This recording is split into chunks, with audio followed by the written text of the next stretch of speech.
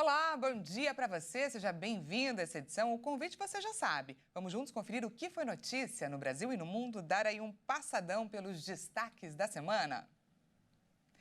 Os gastos de brasileiros no exterior registraram a maior soma dos últimos 4 anos. Segundo o Banco Central, a entrada de recursos estrangeiros em viagens também disparou. Vamos conferir.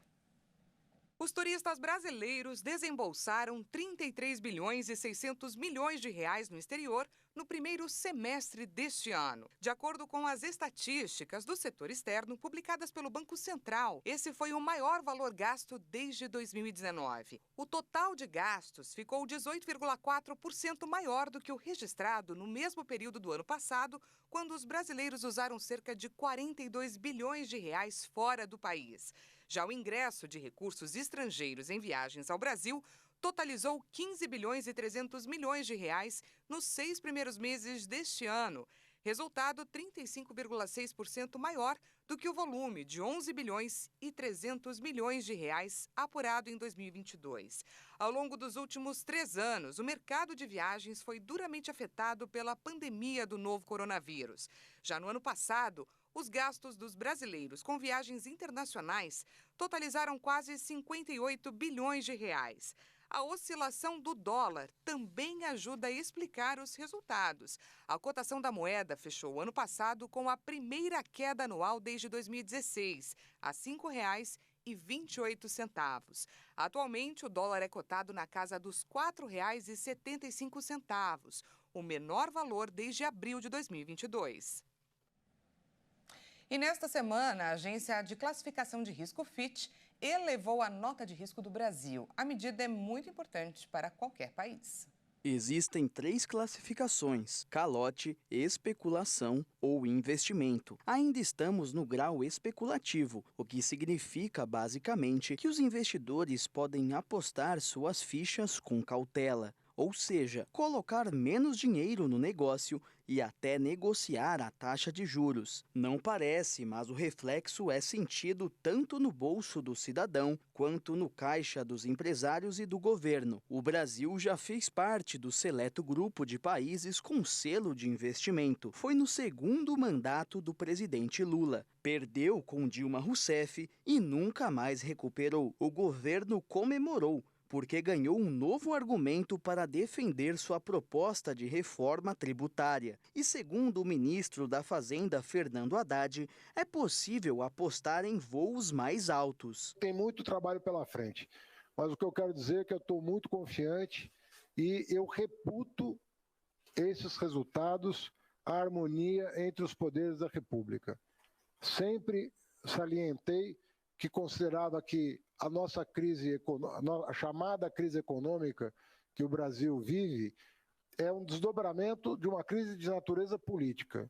E se nós acertarmos o passo na política, no diálogo, na construção, nós vamos superar essa situação e voltar a crescer com sustentabilidade social, ambiental e fiscal. A arrecadação de impostos no Brasil superou R$ 1 trilhão no primeiro semestre do ano. Segundo a Receita Federal, esse foi o melhor desempenho em 28 anos.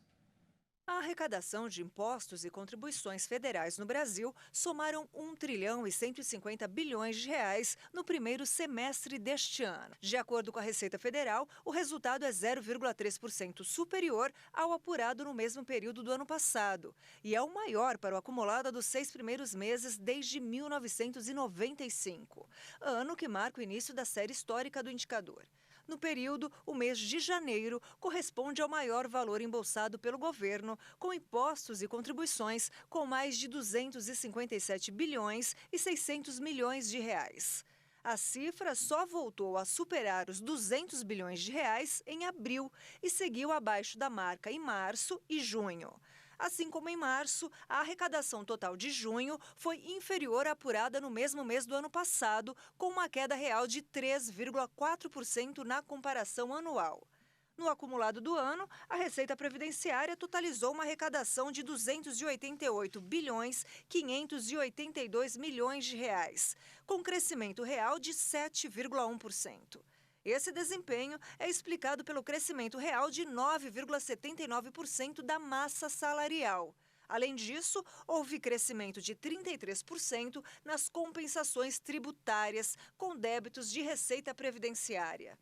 O imposto sobre a renda retido na fonte apresentou uma arrecadação de 58 bilhões de reais, resultado que representa uma alta real de 28,17% e pode ser explicado pelos acréscimos de 70,83% na arrecadação das aplicações de renda fixa e de 18,02% nos ganhos com fundos de renda fixa.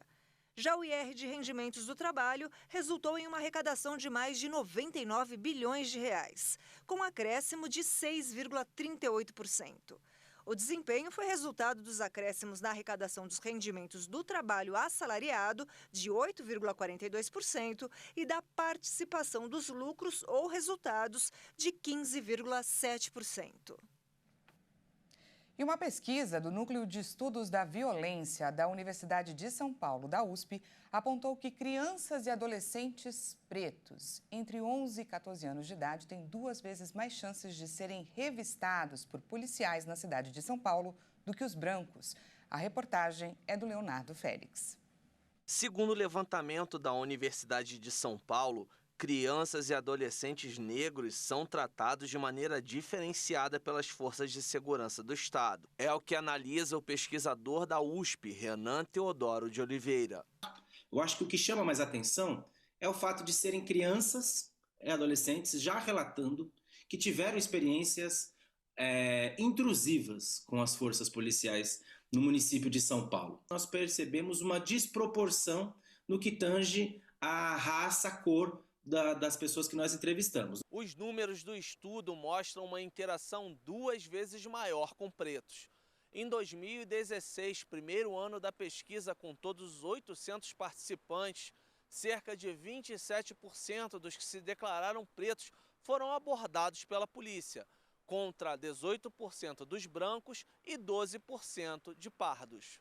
Em todos os cenários, pretos sofreram abordagem pela polícia. Dos negros entrevistados, cerca de 21% foram revistados. Já entre os brancos, essa experiência foi de pouco mais de 8%, e entre os pardos, 10%. Somente no ano de 2016, adolescentes autodeclarados pretos foram quase 26% dos que afirmaram ter sido levados para a delegacia. Já no ano de 2019, 8 jovens responderam ter sido agredidos pela polícia. 7 deles eram negros. Em alguns casos, os pretos, em outros os casos, os pretos e os pardos, são os que estão com maior probabilidade de ver a polícia bater em alguém. A gente sabe que a maioria das vítimas da violência policial são negros, das vítimas fatais. A gente sabe que é mais provável a polícia prender algum negro do que um branco. O que a gente não sabia é que isso pode começar tão cedo na vida do brasileiro. Tanto meninas quanto meninos foram ouvidos, todos eles matriculados em 120 escolas públicas e privadas da capital paulista. Os entrevistados nasceram em 2005 e estavam com 11 anos em 2016. De acordo com o pesquisador da UF, não há uma definição concreta sobre a chamada fundada suspeita. Para Oliveira, a avaliação do policial é subjetiva. De acordo com o Código de Processo Penal, a polícia pode parar as pessoas contanto que ela tenha fundada suspeita. Por que ela procura com mais frequência o tráfico de drogas em meninos negros do que em meninos brancos? O lugar em que a pessoa está e a cor da pele em nada dizem a respeito das ilicitudes que a pessoa está cometendo. Não é porque é pobre, não é porque é preto ou porque é negro e está numa determinada região que essa pessoa está propensa ou está mais possivelmente cometendo crime. Isso aqui é preciso tirar do horizonte, é preciso modernizar as polícias. Você tem medo de injeção? Pois eu te trago uma boa notícia. Universidades brasileiras estão desenvolvendo um adesivo que vai substituir as incômodas e dolorosas picadas de agulha na aplicação de vacinas. Quem traz pra gente agora a notícia é a repórter Maria Clara Leite. Um simples adesivo na pele, ao invés de uma picada de agulha. Benjamin, de 5 anos, não pensou 2 vezes para escolher entre as opções. Adesivo ou injeção, o que você prefere? Adesivo. A mãe do menino conta que ele não vê a hora dessa novidade chegar ao mercado. Já está ansioso, achou que já ia até vivenciar a experiência, mas não é dessa vez ainda. Mas a gente está esperando, né, filho? O adesivo de apenas 5 milímetros possui microagulhas que, segundo as pesquisas, não causam incômodo ou dor, mas deverá permanecer na pele por pelo menos 1 hora para que o imunizante faça efeito e poderá ser aplicado em qualquer parte do corpo. A nova forma de aplicação de vacinas vem sendo desenvolvida por pesquisadores da Universidade Federal de Minas Gerais em parceria com uma rede de cientistas de outras universidades brasileiras. O produto está em fase de testes. Já foi aplicado em pele animal e humana, mas de um banco de peles internacional. O próximo passo agora é testar o adesivo em animais vivos. Os estudos in vivo em animais de experimentação, eles vão nos mostrar se realmente esse adesivo não produz nenhum efeito tóxico, não produz uma inflamação local, se ele é seguro, né? E também se ele desencadeia uma resposta imunológica esperada. A especialista diz que outras pesquisas já trouxeram resultados muito promissores. Recentemente foi publicado um artigo na revista americana Proceedings of the National Academy of Science, onde pesquisadores da Universidade de Stanford e da Carolina do Norte mostraram que esses adesivos, constituídos de minúsculas agulhas, né, em formato quadrado em 3D, quando aplicados na pele, conseguem ter contato com as células do sistema imunológico localmente e desencadear uma resposta imune 10 vezes maior do que a vacina convencional. Aqui no Brasil, os testes só deverão ser finalizados em 2025. São muitas variantes que são testadas e isso demora muito tempo, né? Não é uma coisa que a gente faz de bate pronto, tem a resposta e já libera, não. A gente tem que testar várias e várias vezes, com várias e várias variantes e diferentes modelos, né, em animais e também em humanos, para depois liberarmos para o mercado e daí aprovação para a Anvisa, para que as pessoas possam usar de forma segura, né, sem nenhum tipo de problema para a saúde. Ainda que tudo dê certo, nem todas as vacinas poderão ser aplicadas por meio do adesivo. Vão ter que ser feitos testes vacinas por vacinas, então não é qualquer vacina que vai funcionar e a gente só vai poder saber isto através desses experimentos que estão sendo feitos. Mas os resultados que nós temos aí são muito promissores para a vacina da gripe e da Covid-19. A Nayara, que além de mãe do Benjamin é enfermeira, aposta que o adesivo fará uma revolução. Eu acho que vai facilitar muito, inclusive, a aderência pela parte dos pais também, né? Você fala, ai, mas que dó, tem que levar, é uma injeção, é uma picada, ai, é trauma. Não, a vacina tem que ser dada, mas com adesivo com certeza vai facilitar, inclusive, a aderência das campanhas, eu acho que vai ser melhor.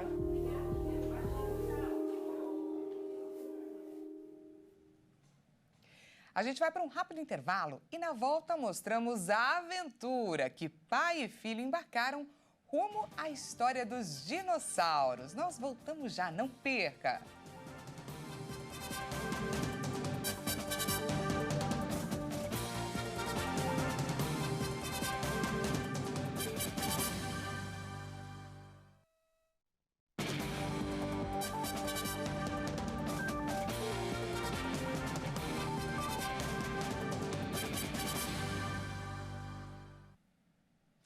Seja bem-vindo mais uma vez, nós estamos de volta com mais notícias para você. O Brasil registrou 2 milhões de tentativas de fraude só no primeiro semestre do ano. Segundo uma empresa especializada em soluções antifraude nos mais diversos segmentos, o prejuízo total chega a somar 2,5 bilhões de reais. Entre 1º de janeiro a 30 de junho foram analisados 117 milhões e 100 mil pedidos. Uma queda de 50,6% no número de tentativas de fraude comparado ao mesmo período do ano passado. De acordo com a ClearSale, O valor do ticket médio das tentativas de fraudes foi de R$ 1.273, que representa uma alta de 4,1% a mais que no primeiro semestre do ano passado.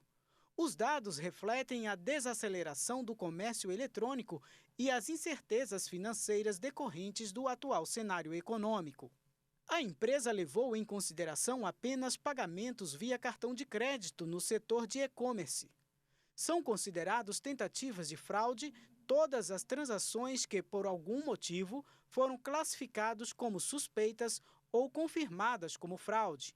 Entre as categorias que mais sofreram tentativas no primeiro semestre deste ano estão eletrônicos, com ticket médio de R$ 2.545, celular com R$ 2.901 e informática com R$ 2.623. Pelo terceiro ano consecutivo, os eletrônicos e celulares são os líderes das categorias mais visadas por fraudadores. A região que apresenta o maior índice percentual de tentativas sobre a quantidade de transações é a Norte, seguido pelo Nordeste, e Centro-Oeste e Sudeste empatam nesse quesito. Já o Sul fica em último lugar com o menor índice do ranking. De cada 4 países do mundo, um proibiu ou criou regras sobre o uso de celular na sala de aula. Os dados divulgados por um relatório da Unesco alertam sobre os impactos negativos na aprendizagem dos alunos. Receber uma mensagem no WhatsApp, curtir uma foto no Instagram, publicar alguma coisa sobre o dia no Twitter são algumas práticas comuns de estudantes do mundo todo, mas que podem ser uma distração perigosa e que pode prejudicar os estudos, afetar a memória e a compreensão. De acordo com um estudo divulgado pela Unesco, os aparelhos celulares foram banidos das salas de aulas de escolas de diversos países espalhados pelo mundo, como México, Portugal, Espanha, Suíça, Estados Unidos, Letônia, Escócia e em províncias do Canadá. Na França, por exemplo, apesar da proibição, o aparelho pode ser usado por certos grupos de alunos, como os com deficiência, ou é liberado para uso pedagógico.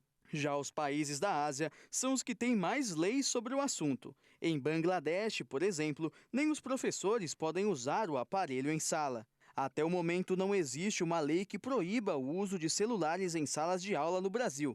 As escolas particulares espalhadas pelo país possuem suas próprias regras sobre o uso do aparelho, permitindo ou não de acordo com o uso e a idade do aluno.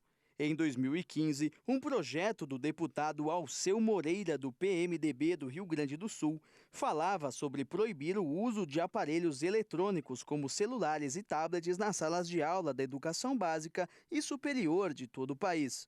O projeto de lei prevê que os aparelhos só serão permitidos se integrarem às atividades didáticas e pedagógicas, além de terem que ser autorizados pelos professores. Porém, até os dias de hoje, ele é discutido na Câmara. De acordo com a Unesco, a pandemia fez com que o uso das tecnologias fossem supervalorizadas, mas de acordo com a instituição, é importante lembrar que nenhuma tela ou aparelho será capaz de substituir um professor. As análises do relatório mostraram que os alunos podem levar até 20 minutos para se concentrar novamente nas atividades e lições depois de usarem o celular para realizar atividades de lazer que não possuem relação com a escola. A Unesco ainda afirmou que o papel das tecnologias nas escolas devem ser claros e que a escola deve alertar os alunos para o uso responsável da ferramenta, para que eles consigam desenvolver habilidades críticas e entender como viver com e sem tecnologia. Você é fã de dinossauros? Seria capaz de encarar uma viagem de milhares de quilômetros de Fusca só para conhecer um fóssil? Pai e filho catarinenses embarcaram nessa aventura e a história, contada nas redes sociais, já chama a atenção de milhares de seguidores. E a gente vai, é claro, pegar carona. Que criança não fica curiosa com dinossauros? Animais pré-históricos há muito tempo extintos, mas ainda muito intrigantes. Para Marcelo, a paixão também começou na infância e segue até hoje. Aos 15 anos de idade, o jovem diz que o interesse sobre o assunto sempre foi além. Há muitos anos estuda as espécies sozinho e durante uma dessas pesquisas descobriu uma que deu origem à ideia da maior aventura da vida dele. Há pouco tempo, Marcelo Júnior leu sobre os fósseis da Chapada do Araripe, ali na divisa entre Ceará, Piauí e Pernambuco, uma região que abriga sítios paleontológicos. Sabendo disso, o pai do garoto teve a ideia de viajar até o município cearense de Crato para conhecer bem de pertinho o Museu de Paleontologia da cidade. Eles acabaram de sair de lá justamente para dar uma entrevista para a gente. Olá, família! Prazer conhecer vocês. Marcelo pai, Marcelo filho. Obrigada por atender a gente. Eu já gostaria que vocês fizessem um resumo de como é que está sendo essa experiência. Foi a melhor viagem que eu já tive na minha vida. Conhecer tudo que eu já sonhei conhecer. Era só no imaginário que eu me via nessa situação que passa. Agora eu tô aqui, é incrível. Foi para conhecer um dinossauro especial que a família viajou até lá. Ele é um dinossauro que foi descoberto na Bacia do Araripe. O único fóssil dele é um crânio e, infelizmente, não está no Brasil. Está na Alemanha porque foi exportado ilegalmente para lá. Mas o museu proporcionou muito mais ao estudante. Consegui pegar pela primeira vez um fóssil de um peixe, o que foi uma coisa incrível para mim, sinceramente. Foi bem divertida a visita para o museu. E claro que o passeio inusitado reforçou laços entre pai e filho. Inclusive, foi esse o objetivo do médico ao pensar nessa viagem. Eu tentei somar a vontade dele de conhecer os fósseis e aproveitar e fazer uma viagem de carro para que a gente pudesse ter um tempo, bastante tempo, estar juntos, né? Para deixar uma herança de memória para ele. Um período de 15 dias vai ser, acho que, inesquecível, tanto para mim quanto para ele. Foram 7 dias de viagem, 10 horas de estrada por dia, até chegar ao Ceará, saindo de Joinville, Santa Catarina, onde a família mora, e passando por várias cidades brasileiras, como Varginha, em Minas Gerais, e Porto Seguro, na Bahia.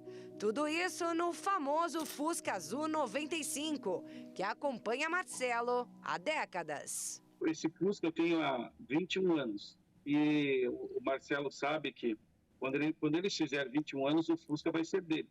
Mas ele era um carro que a gente usava muito pouco. Então, ele não tinha uma herança, uma memória construída com relação a esse carro. E a minha ideia foi não só deixar um carro, mas deixar junto com ele uma memória, uma herança de uma relação de pai e filho e que realmente seja uma sucessão, né? A história até ganhou canal no YouTube e perfil no Instagram. Marcelo nem imaginava tanta repercussão. Só que agora que é sucesso, o negócio é seguir postando as aventuras de pai e filho apaixonados pela ciência e o Fusca, que promete atravessar estados, cidades e gerações. Viagem com a gente e depois, quando terminar essa viagem com a gente, façam uma viagem entre vocês. Obrigado a todos que acompanharam nossa aventura. Um abraço forte, até mais.